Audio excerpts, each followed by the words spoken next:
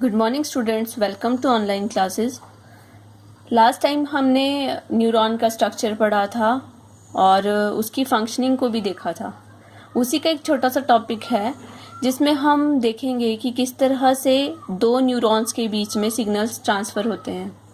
यहाँ पर एक एंड मैंने शो किया है, ये एक स्वॉलन एंड है जो कि रिप्रेजेंट कर रहा है सिनेप्टिकल नॉब को। ठीक है, ये सिनेप्टिक नॉब है। ठीक है, सिनेप्टिक नॉब कहाँ पे है? एक्सॉन की जो नर्व एंडिंग होती है वहाँ पर प्रेजेंट होता है। ठीक है, और ये है दूसरा डेंड्राइट। हमें पता है जो डेंड्राइट्स में डेंड्राइट्स हैं, ठीक है, साइटोन बॉडी में डेंड्राइट्स होते हैं, वो रिसेप्टर का काम करते हैं। वो सिग्नल को रिसीव करते हैं, वही आगे उस सिग्नल को ट्रांसमिट करते हैं। तो एक न्यूरॉन से दूसरे न्यूरॉन में किस तरह से सिग्नल ट्रांसमिट होता है। अब मान लिया यहाँ से जो था सिग्नल आया, ठीक है, जैसे ही यहाँ पर सिग्नल आएगा, सिग्नल आने की वजह से ये जो मेम्ब्रेन होती है, ये मेम्ब्रेन कैल्शियम के लिए परमिएबल हो जाती है। यहाँ पे बाहर बहुत सारे कैल्शियम आयंस प्रेजेंट होते हैं। ठीक है, इसके लिए परमिएबल हो जाती है। जैसे ही यहाँ से सिग्नल आता है, सिग्नल आने पे ये मेम्ब्रेन क्या होती है? परमिएबल हो जाती है। तो बहुत सारे जो कैल्शियम आयंस हैं वो इस गैप से, हमने पहले भी बात की है, इस गैप को क्या बोलते हैं? सिनैप्सिस। ठीक है, ये जंक्शन होता है, सिनेप्टिकल क्लेफ्ट भी इसको बोलते हैं। तो यहाँ से जो कैल्शियम आयंस हैं वो इस एक्सोनल एंडिंग पे क्या करते हैं? एंटर कर जाते हैं। इस एक्सॉन में यहाँ पर क्या होते हैं? वेसिकल्स होते हैं, छोटे छोटे बैग्स होते हैं जिनके अंदर न्यूरोट्रांसमीटर प्रेजेंट होते हैं। न्यूरोट्रांसमीटर वो केमिकल्स होते हैं जो कि सिग्नल्स को आगे ट्रांसमिट करते हैं। तो कैल्शियम आयंस की परमिएबिलिटी, इस मेम्ब्रेन की परमिएबिलिटी बढ़ जाती है, कैल्शियम आयन अंदर एंटर करते हैं। जैसे ही कैल्शियम आयन इसके अंदर एंटर करते हैं, वो क्या करता है? इन वेसिकल्स को बर्स्ट कर देता है। ये वेसिकल्स यहाँ पर आकर बर्स्ट हो जाते हैं और जो ये केमिकल होता है ये यहाँ पर इस जंक्शन पे, इस गैप में रिलीज हो जाता है। ठीक है, जैसे ही यहाँ पे रिलीज हो जाएगा तो इस डेंड्राइट पे यहाँ रिसेप्टर्स हैं, तो वो क्या करते हैं? इस केमिकल को सेंस कर लेते हैं और इसको गेन कर लेते हैं। ठीक है, तो इस तरह से जो सिग्नल है वो आगे ट्रांसफ़र हो जाता है। तो ये होता है जब दो न्यूरॉन्स के बीच में इस तरह से सिग्नल ट्रांसमिट होते हैं। इसके बाद हम बात करते हैं, हमारा जो नेक्स्ट पार्ट आता है that is human brain. Human brain ही क्या करता है? कंट्रोल और कोऑर्डिनेशन का काम करता है और हमारी बॉडी की सारी एक्टिविटीज़ को कंट्रोल करता है। तो अगर हम ब्रेन की बात करते हैं तो ब्रेन कहाँ पर प्रेजेंट होता है?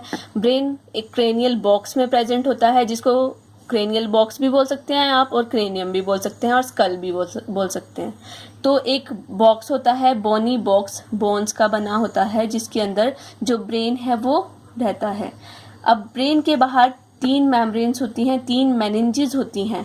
ठीक है, उन जो लेयर्स होते हैं उनको मेनिंजेस बोला जाता है, जो कि क्या करती हैं? ब्रेन को प्रोटेक्ट करती हैं। ये स्ट्रक्चर आप देख सकते हैं, ये इस तरह से हमारा ब्रेन होता है। ये हमारा क्रेनियम है। ठीक है, ये आउटर मोस्ट लेयर यहाँ पे शो की गई है, ये है क्रेनियम। ठीक है, इसके अंदर हमारा जो ब्रेन है वो प्रोटेक्टेड रहता है। सबसे पहले हम बात करेंगे ब्रेन के पार्ट्स की। ठीक है, तो जो हमारा ब्रेन है, ब्रेन के मेनली 3 पार्ट्स होते हैं, फोर ब्रेन, मिड ब्रेन और हाइंड ब्रेन। ठीक है, इन 3 पार्ट्स में जो ब्रेन है उसको डिवाइड किया गया है। जो मेन पोर्शन है जो हमें दिखाई देता है वो जनरली फोर ब्रेन का सेरेब्रम पोर्शन दिखाई देता है। आप ब्रेन देखते हैं, जैसे स्ट्रक्चर है, तो इस स्ट्रक्चर में जो ये वाला मेन पोर्शन होता है, ये कौन सा पोर्शन है? सेरेब्रम वाला पोर्शन है। सेरेब्रम फोर ब्रेन का पार्ट होता है। ठीक है, आगे हम जैसे पार्ट्स भी डिस्कस करेंगे और मैं बताऊंगी आपको कि कौन सा पार्ट कहाँ कहाँ पे प्रेजेंट होता है। तो सबसे पहले हमने देखा कि जो ब्रेन है उसके 3 मेन पोर्शन होते हैं, फोर ब्रेन, मिड ब्रेन और हाइंड ब्रेन। ठीक है, फोर ब्रेन के 3 मेन पार्ट्स हैं, ऑल्फैक्टरी लोब, सेरेब्रम और डायनसेफलॉन। जो ऑल्फैक्टरी लोब्स होते हैं ये इस ब्रेन की निचली साइड पे प्रेजेंट होते हैं, कि इस तरह से विजिबल नहीं होते। ठीक है, अगर आप मॉडल देखेंगे तब आप थोड़ा पहचान सकते हैं कि ब्रेन के जो ऑल्फैक्टरी लोब्स हैं वो कहाँ पे प्रेजेंट होंगे। जैसे ये ऊपर वाला जो पोर्शन आप देख रहे हैं, ये वाला पोर्शन क्या है? ये सेरेब्रम है। ठीक है, सेरेब्रम। और इसकी निचली वाली साइड अगर आप इसको ऐसे है और ऐसे को आप उल्टा करके देखेंगे तो इसकी बैक साइड पे क्या प्रेजेंट होते हैं, ऑल्फैक्टरी लॉब्स प्रेजेंट होते हैं, एक पेयर की फॉर्म में प्रेजेंट होते हैं। ठीक है, मेन पोर्शन है सेरेब्रम। अब जो सेरेब्रम है, सेरेब्रम के भी क्या है, ये भी डिवाइडेड होता है, एक इधर वाला पोर्शन जिस तरह जैसे ये है, ठीक है, हमारा ब्रेन, इसके बीच में एक ये वाला पोर्शन है और एक ये वाला पोर्शन है। ठीक है, एक है हमारा राइट वाला पोर्शन, एक है लेफ्ट वाला। तो ये भी जो सेरेब्रम वाला मेन पोर्शन है ये भी डिवाइडेड होता है राइट और लेफ्ट में। ठीक है, तो हेमिस्फीयर्स की फॉर्म में होता है, तो हम सेरेब्रम को सेरेब्रल हेमिस्फीयर भी बोल देते हैं। ठीक है, फिर आता है डायनसेफलॉन। ठीक है, जो डायनसेफलॉन है वो ये वाला पोर्शन होता है। ठीक है, इसके अंदर हमारे आते हैं एपिथैलेमस, थैलेमस, हाइपोथैलेमस। ठीक है, और हाइपोथैलेमस की ही प्रोजेक्शन होती है इन जो पिट्यूटरी ग्लैंड होती है वो इसका पार्ट होता है। ठीक है, फिर आता है हमारा मिड ब्रेन। जो मिड ब्रेन है ये सबसे छोटा वाला पार्ट होता है जो कि क्या करता है, फोर ब्रेन को हाइंड ब्रेन से कनेक्ट करता है। ठीक है, इसके अंदर दो पार्ट्स हैं हमारे, ऑप्टिक लॉब्स और सेरेब्रल पेडंकल्स। ठीक है, ऑप्टिक लॉब्स होते हैं जो कि क्या करते हैं, नाम से क्लियर है, ऑप्टिक मतलब जो आईज से रिलेटेड है। ठीक है, आईज को जो हमारे देखने की जो क्षमता होती है उस चीज को सेंस करता है। और जो सेरेब्रल पेडंकल्स होते हैं ये फाइबर्स की फॉर्म में होते हैं जो कि क्या करते हैं, फोर ब्रेन और हाइंड ब्रेन के बीच में सिग्नल्स को ट्रांसमिट करने का काम करते हैं। फंक्शंस इसके हम आगे देखेंगे। फिर आता है हाइंड ब्रेन। हाइंड ब्रेन के मेन तीन पोर्शन हैं। सेरेबेलम, ये सेरेबेलम है, ये ट्री की तरह दिखाई देता है, ट्री की तरह इसमें ब्रांचेस होती हैं, तो इसको बोल देते हैं आर्बोरा विटी। ठीक है, और फिर ये वाला पोर्शन है इसको बोलते हैं पोन्स, और ये है मेडुला ऑब्लोंगेटा। ठीक है, तो मेन जो स्ट्रक्चर है ब्रेन का उसमें हमें क्या क्या चीजें विजिबल हैं, एक है हमारा सेरेब्रम।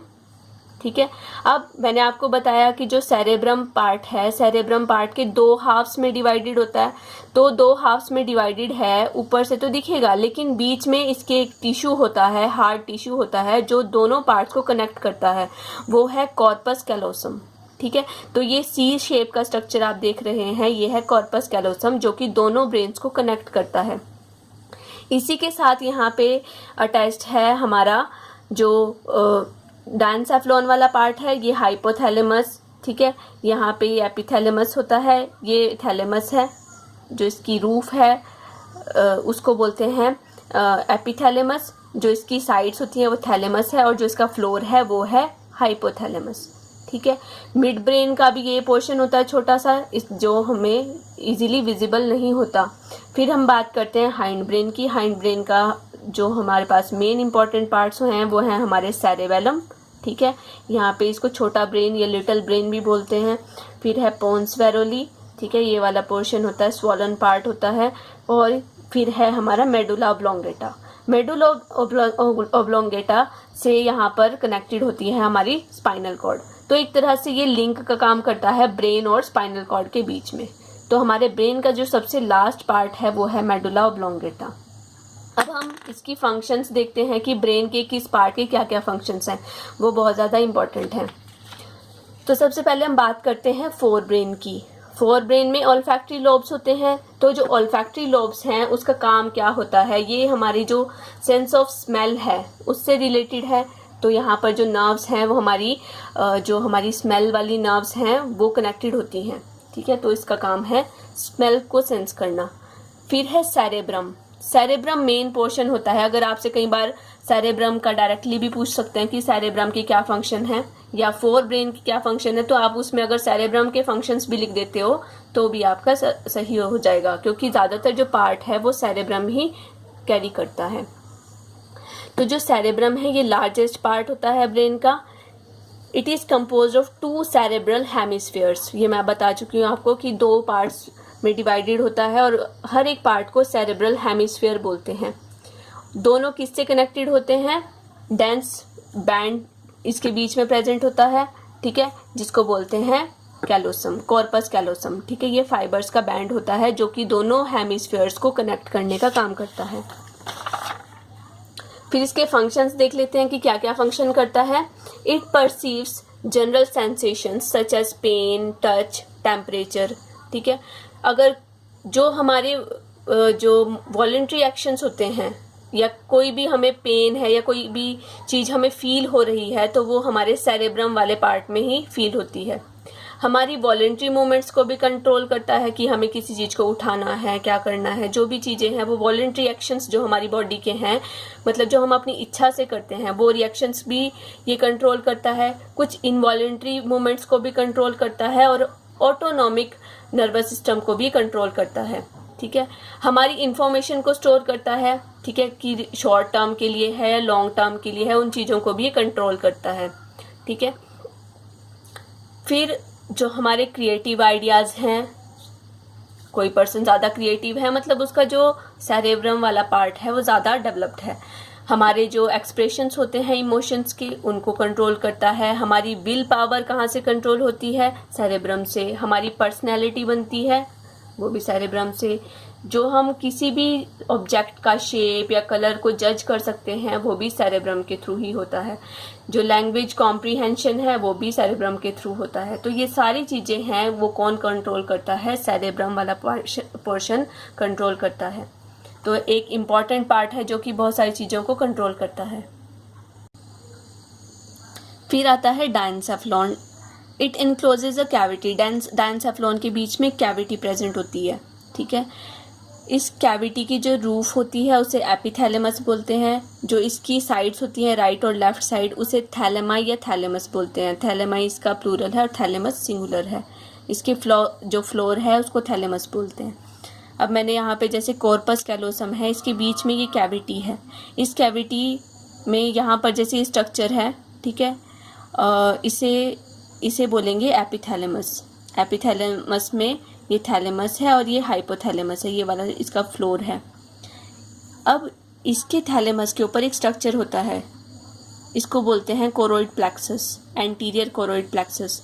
ये क्या काम करता है? ये एक फ्लूइड सिक्रीट करता है which is CSF, cerebrospinal fluid. हमारा जो ब्रेन होता है ना वो बहुत ही सॉफ्ट और डेलिकेट ऑर्गन होता है, तो उसको प्रोटेक्ट करना बहुत ज़रूरी है। स्कल के अंदर तो रहता है लेकिन उसके अंदर और ज़्यादा 3 मेनिंजेस होती हैं, वो मैं बता चुकी हूँ आपको कि 3 लेयर्स होती हैं।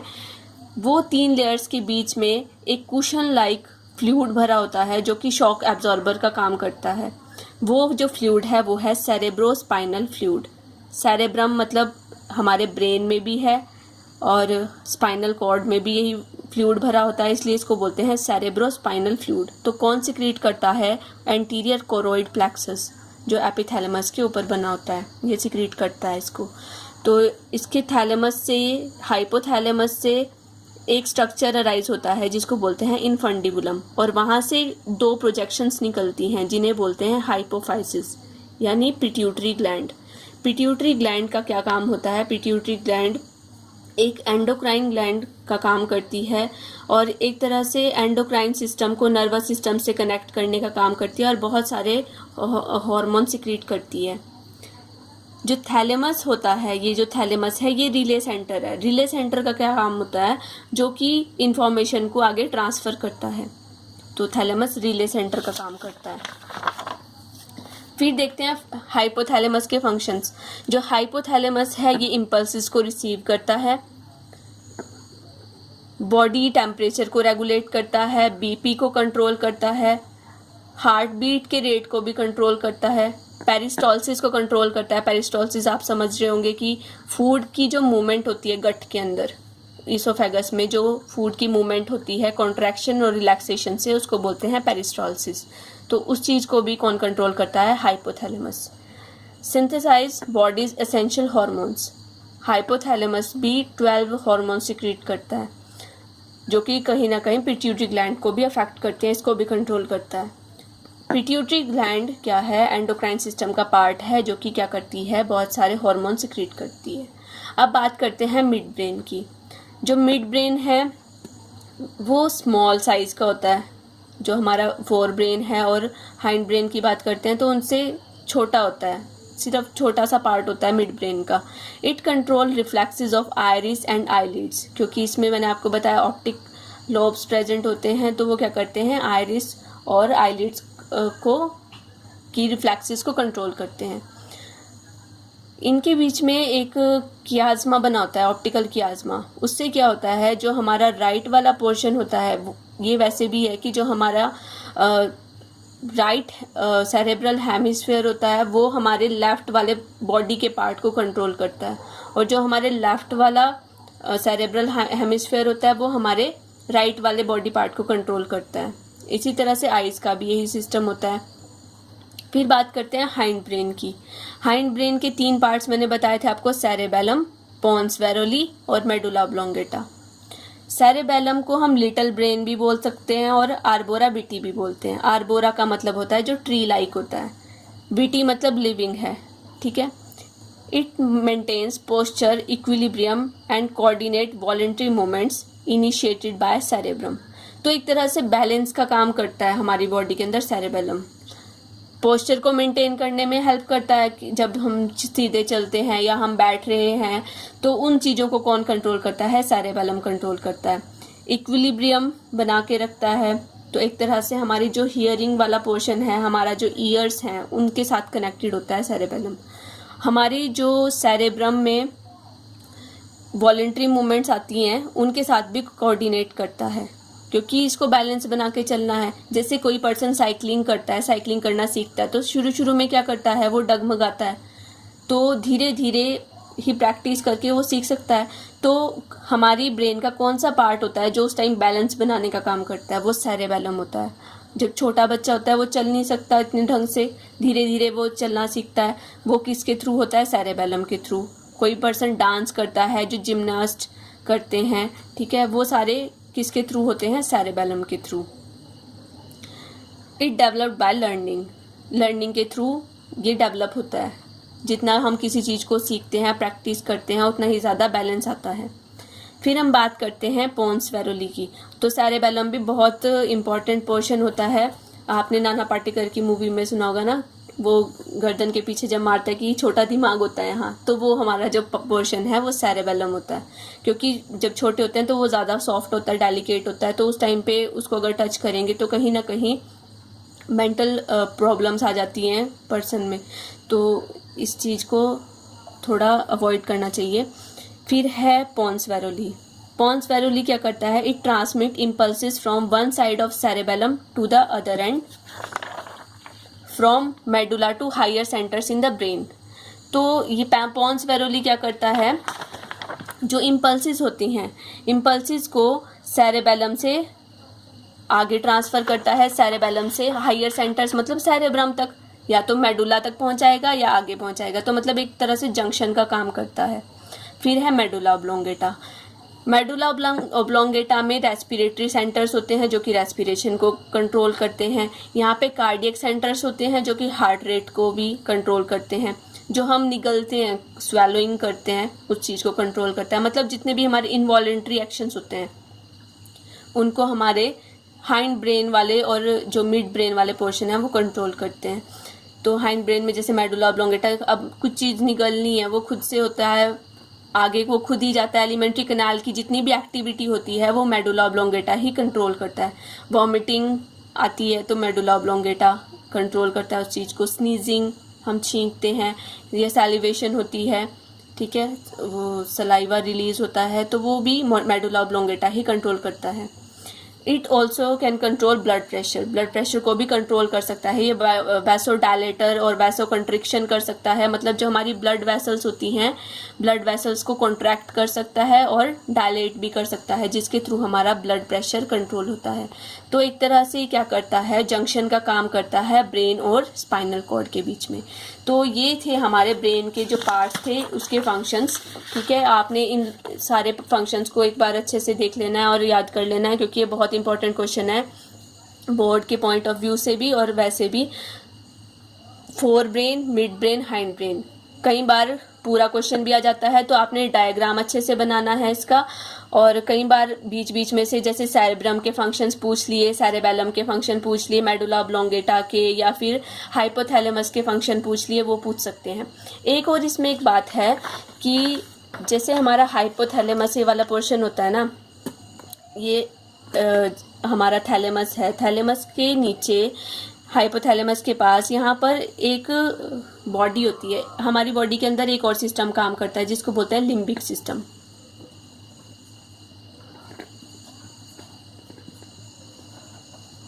ये थोड़ा एक्स्ट्रा है आपके लिए।